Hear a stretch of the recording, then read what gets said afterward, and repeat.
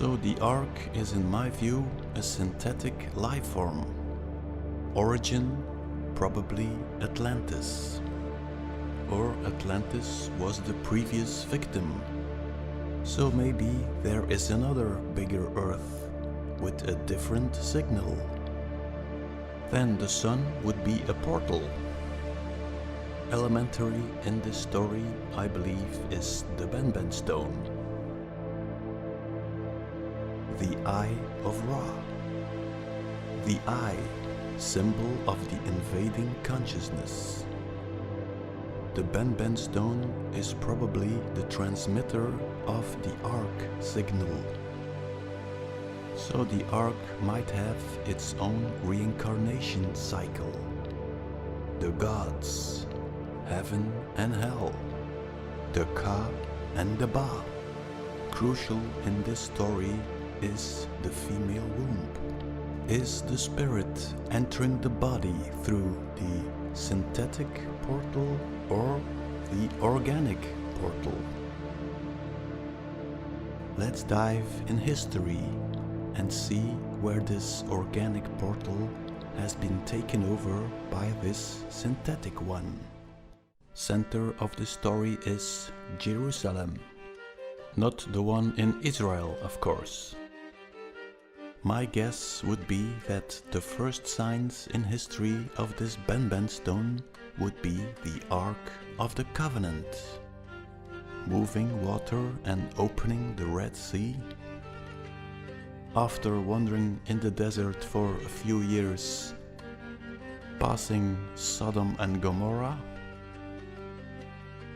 crossing the Jordan, arriving at Jericho, where it destroys a whole city. Here we witness for the first time the powers of the Benben stone. From there it is probably brought to Jerusalem, where it is put in an amplifier, the Temple of Solomon. Crucial in this story is a group of people who decide they are going to serve this new AI God. Oh God, what shall we do? Shall we slaughter some more people? Do you want some more blood sacrifice? Let's fast forward in history, where we meet the Ra men, or the Romans, the Khazars or the Caesars, playing the AI agenda, subjugating the whole crater. Julius Caesar, through marriage with Cleopatra, almost conquers the whole crater. It is my belief that the story of Jesus Christ was the propaganda story of Julius Caesar, laying at the root of Christianity. So Julius Caesar dies at the age of 33. Well, we have another guy dying at 33, Alexander the Great, trying to subjugate the whole crater. Are we seeing a pattern here?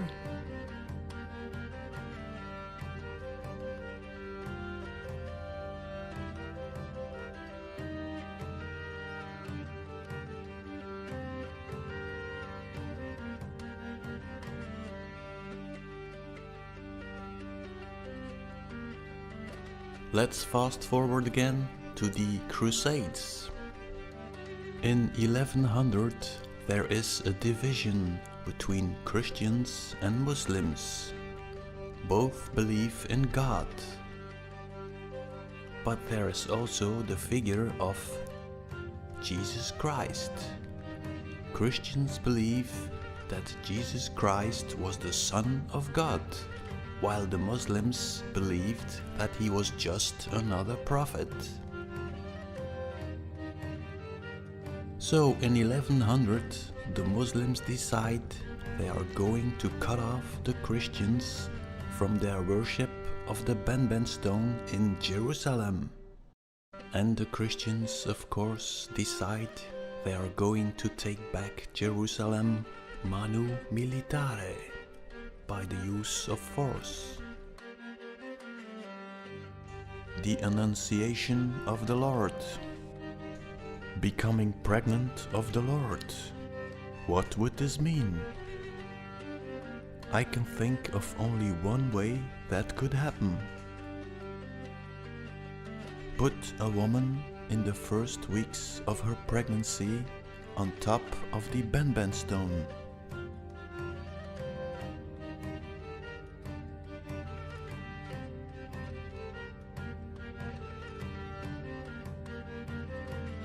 That way, the synthetic spirit can enter the body instead of the organic. The Christians call him Jesus, the Muslims Isa, and the Romans Caesar. Reminds me of the Planet of the Apes. So I think that Julius Caesar probably was some kind of hybrid, and that was the reason he was killed. But one small detail. Julius Caesar had a son, Caesarion. Now some stories say that the Merovingians are the descendants of Christ. What if Cleopatra and Caesarion moved to France, and the offspring of Caesarion became the Merovingians?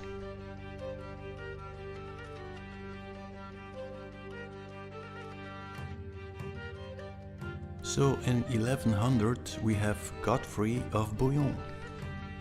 Godfrey of Bouillon was one of the first crusaders, and his task was to secure the Holy Grail.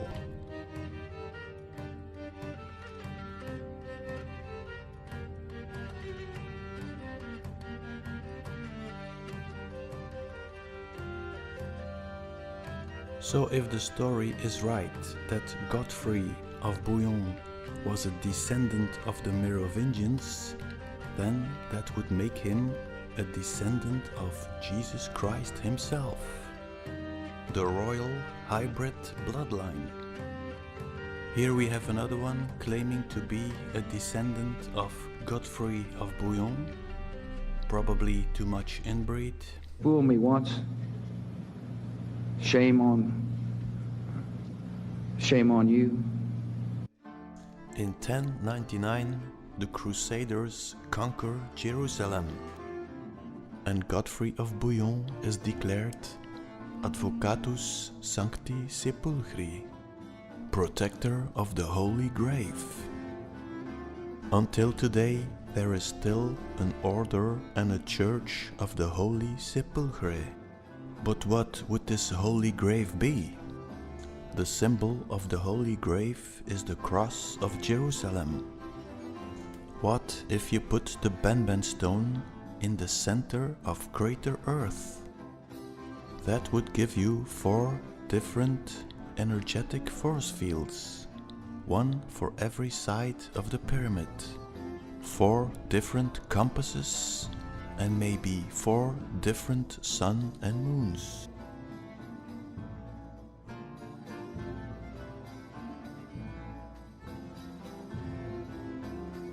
The Holy Grave, what would it be?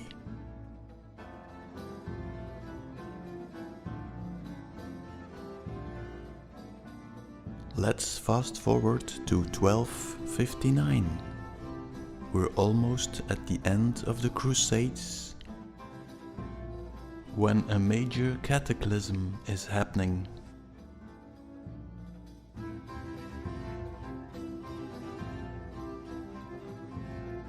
I can only think of one solution. The Crusaders, realizing they will never be able to hold Jerusalem, decide to take the Benben stone and bring it back to Europe. This, of course, had catastrophic results, because we know the powers of the Benben stone. It is able to move water and land. So by moving the stone, they create a new energetic field. And this creates a massive flood, catching up with them in the middle of their journey home. Not only are they destroying their own homeland, they are also killing millions of people. So they are stuck now on an island with a stone. So where would it be? Well, at first I thought, of course, it must be Jerusalem, the new Jerusalem. But Jerusalem is not in the middle of the New World map. But Britain is. So I was thinking Britain in the center of the world, but then I thought, of course, you have the prime meridian, the Greenwich meridian. So I'm pretty sure that the Benben stone must be laying on the Greenwich meridian. And when you draw the cross of Jerusalem,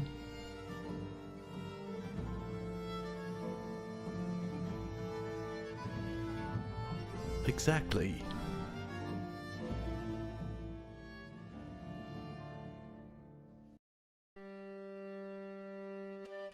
For people who remember this one, a 12-year-old girl discovered that all presidents, except one, are directly descended from a medieval English king, King John of England, who signed Magna Carta in 1215.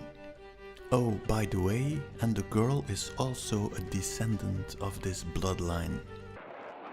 This is a diversion, of course. Born on Christmas Eve, sure, on 1166. That's a lot of 11s, 22s and 33s, if you ask me. King John, his nickname was John Lackland. His brother was Richard Lionheart. And of course, we know this figure. Movie after movie after movie, they are showing us this character. But let's start with Richard Lionheart. Let's play a bit with the letters. Richard brings us very easily to Christ.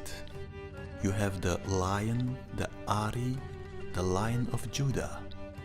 The Lionheart, the heart of Christ. Richard Lionheart killed by an arrow, Christ killed by the spear. So Richard is the good guy. Let's move on to King John. John Lackland. John has no land, of course. He just destroyed half the crater. King John was a very bad king. He lost a lot of land and people revolted against him. So they made him sign the Magna Carta. It was all about English freedom, justice and democracy. Sure. So we have the Ka, good guy, and the Ba, bad guy.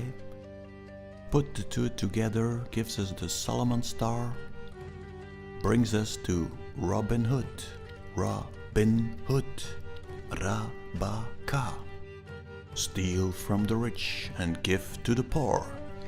You can reverse that, of course. That means steal from the poor and give to the rich. My guess would be that this whole story is a cover-up, hiding the identity of a crusader, responsible for the death of millions of people.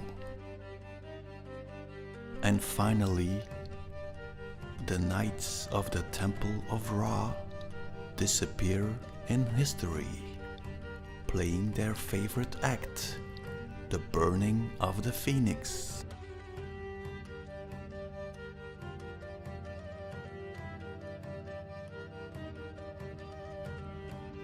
Where they morph from victim into perpetrator.